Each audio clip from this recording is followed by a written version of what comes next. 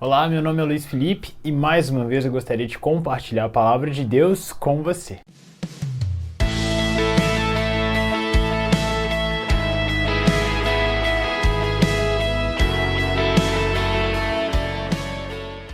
Hoje eu gostaria de refletir com você sobre o grande perigo de reconhecermos a Deus em palavras, mas não o reconhecermos como Senhor em nosso coração e em nossa mente. Um ótimo texto para ilustrar essa temática se encontra no Evangelho de Marcos, capítulo 1, a partir do versículo 23.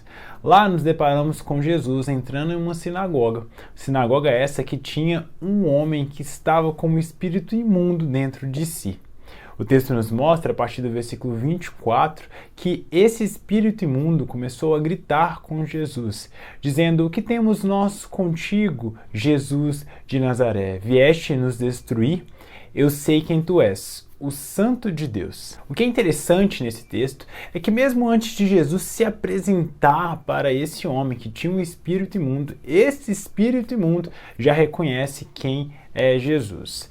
Isso também acontece no capítulo 3 de Marcos e também no capítulo 5 de Marcos. São alguns exemplos que temos de espíritos imundos reconhecendo quem é Jesus. No Evangelho de Mateus, capítulo 4, nós temos o exemplo de que Satanás e os demônios não apenas conhecem a Deus e a Jesus Cristo, mas também são capazes de usar a própria Escritura a fim de tentar manipular a verdade e assim exercer os seus intentos. Mas afinal de contas, o que podemos destacar a partir desses textos?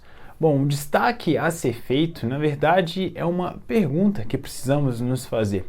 Em que a nossa fé, o nosso reconhecimento acerca de quem Deus é, se difere do reconhecimento que os demônios de Satanás têm acerca de quem Deus é. É muito importante refletirmos sobre isso, porque como os textos nos mostram, eles reconhecem verbalmente quem Deus é, fazem uso, inclusive, de citações verdadeiras. Mas precisamos nos lembrar que citações verdadeiras não produzem verdades. Precisamos também nos lembrar que um reconhecimento verbal não quer dizer muita coisa se o nosso coração não estiver em atitude de arrependimento, de transformação. Precisamos constantemente pedir para que Deus sonde o nosso coração e veja se temos acumulado informações sobre Ele, em vez de compartilharmos a verdadeira vida que Ele deseja que expressemos, em vez de tornar a nossa fé algo também visível para as pessoas, para que, vendo a luz de Deus através das nossas vidas, outras pessoas possam sim glorificar a Deus e conhecê-lo. Nós precisamos nos lembrar disso.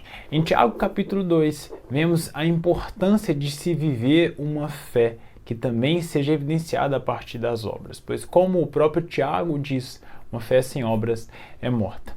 Ele disse que uma mera confissão verbal de quem Deus é não diz muita coisa, afinal de contas, os demônios creem e tremem acerca de quem Deus é, mas isso não significa que, de fato, eles confiem naquele Deus. Isso não significava, na verdade, que eles obedeciam à palavra de Deus. Isso não significava que eles tinham a Deus como Senhor e Salvador. Eis então a reflexão da devocional de hoje, em que a nossa confissão verbal acerca de quem Deus é tem se diferenciado das demais confissões meramente verbais e sem conexão entre coração e palavra que os demônios e Satanás aqui demonstram nas Escrituras. Que não nos enganemos, que não sejamos como a igreja em 1 Coríntios, que valorizava muito o conhecimento, mas um conhecimento que inflava o ego deles e não os fazia demonstrar amor.